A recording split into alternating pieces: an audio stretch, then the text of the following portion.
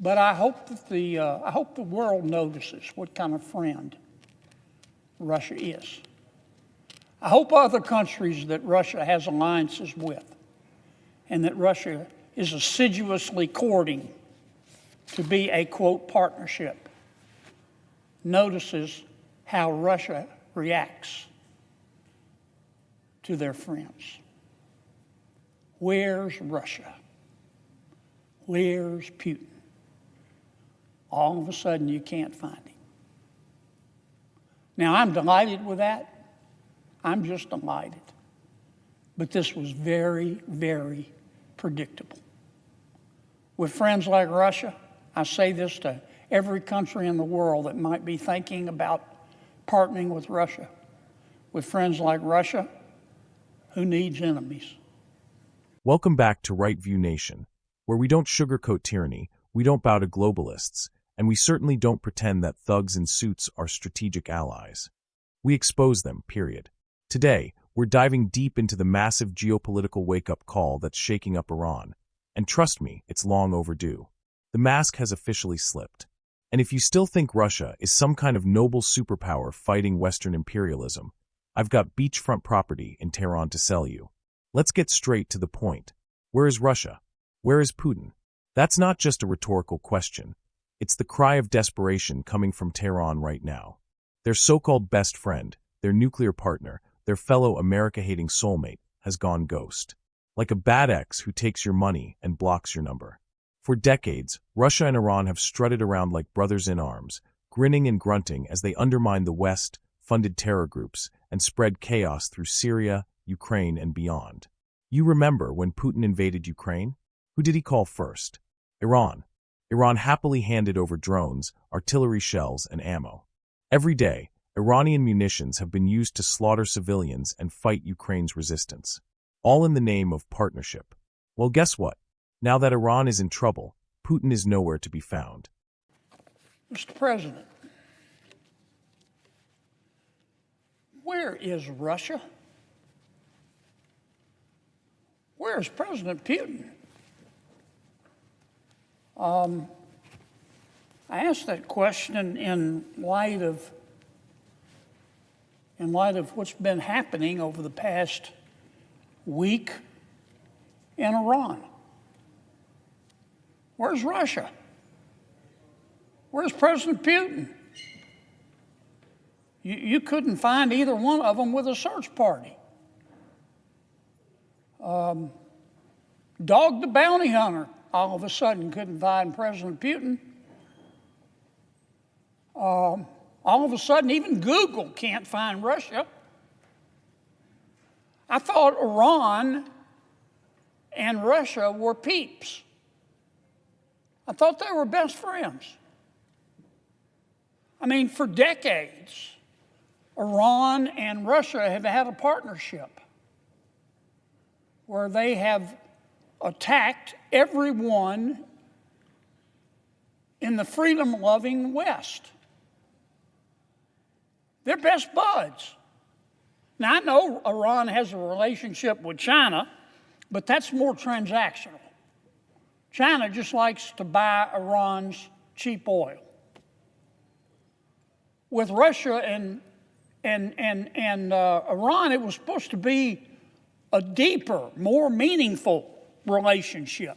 And this isn't something new. It's been a partnership for decades. I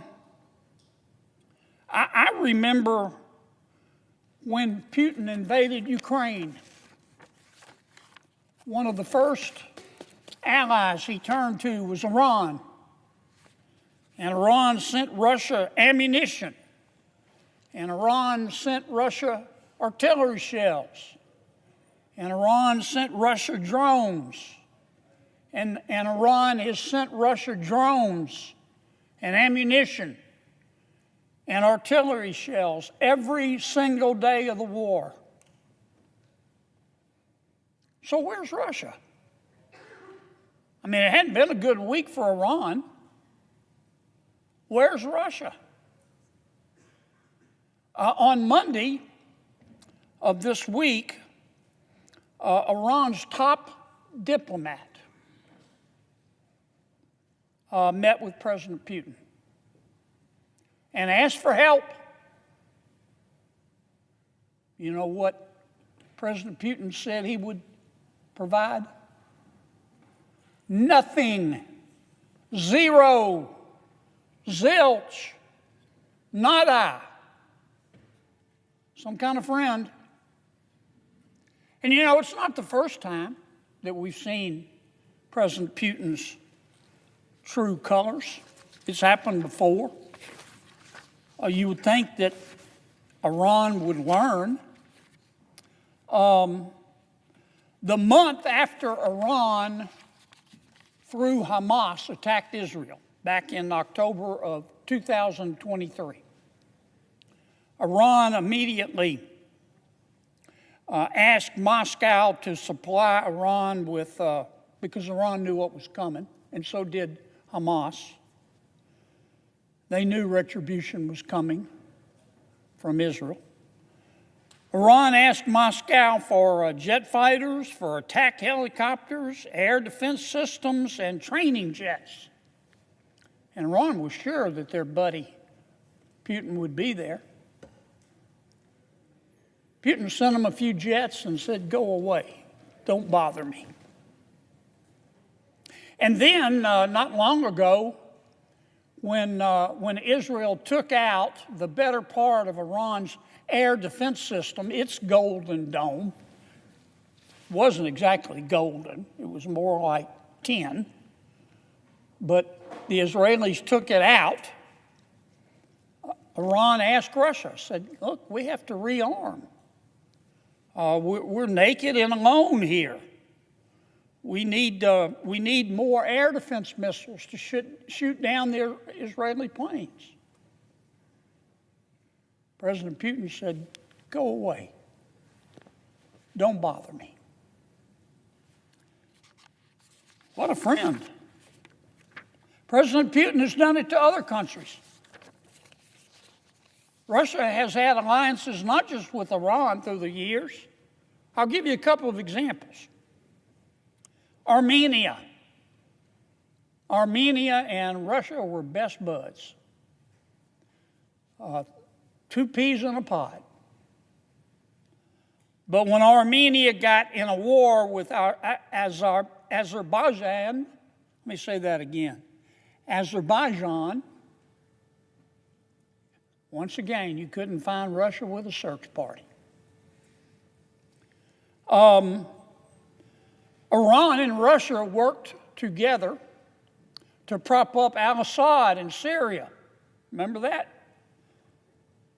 When the people of Syria were revolting against Assad, who had blood under his fingernails, you know who kept him afloat? Iran, yes, but especially Russia. And then Assad got in trouble. And that's when he really needed Russia. And he went to Mr. Putin and said, "Help me. Help me." And Mr. Putin said, "No. Your own. You can come to my country where they can't get to you, but that's it. Too bad. I don't need you anymore." I hope a lot's going on with respect to the Middle East right now, but I hope that the world notices what kind of friend Russia is. I hope other countries that Russia has alliances with and that Russia is assiduously courting to be a, quote, partnership, notices how Russia reacts to their friends.